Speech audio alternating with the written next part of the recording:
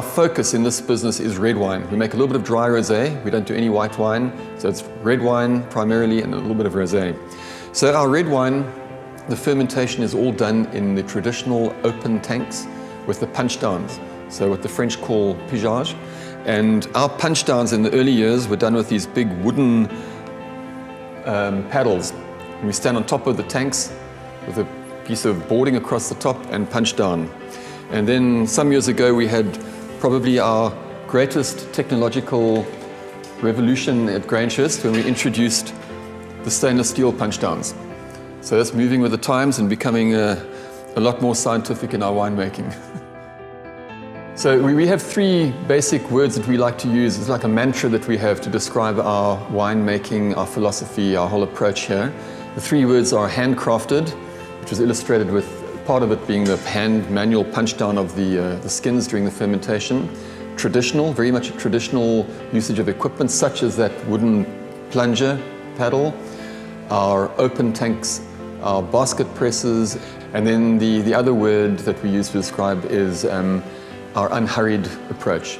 Because just to explain the handcrafted and the traditional side to our business, it starts off right in the vineyard at the day of harvest, when we make sure that we only have the grapes hand-picked, not using machines to harvest the grapes. Those grapes are all put into little crates, which take about 18 kilograms of grapes per crate, which means that the grapes remain in very good condition. When they arrive at the cellar, they haven't been squashed on the journey at the bottom of a big bin. The sorting table is a manual sorting table, so we actually move the grape skins down by hand, which is great because we can go as quickly or as slowly as we need to go, depending on how much we want to remove from the grapes. That's part of the sort of attention to detail that I think is possible with a smaller scaled winery. A lot of the very large wineries, they don't have the time to do all of that, so the grapes just all go into a big bin. Obviously there's still some very good wines made that way, but I like to think that taking that little bit of extra effort that we do does have some positive effect on the end result of the wine.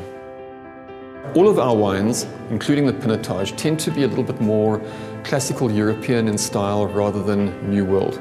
South Africa is considered one of those wine producing countries which has elements of New World, elements of classical European, and our wines definitely, we've had this ongoing feedback over the years that our wines are more in the line of the classical European wine rather than a typical New World. And these are all wines that one can keep for at least 10 years. In fact, we normally only start selling them when they're about 8 or 9 years old. You can keep them for up to 15 years. In fact, I've opened, in the last 6 months, we've opened a lot of bottles of our 1995 and 98 vintage wines because those are the birth years of our two daughters, and those wines are still very much alive. And I think that's quite typical of the Grangehurst style.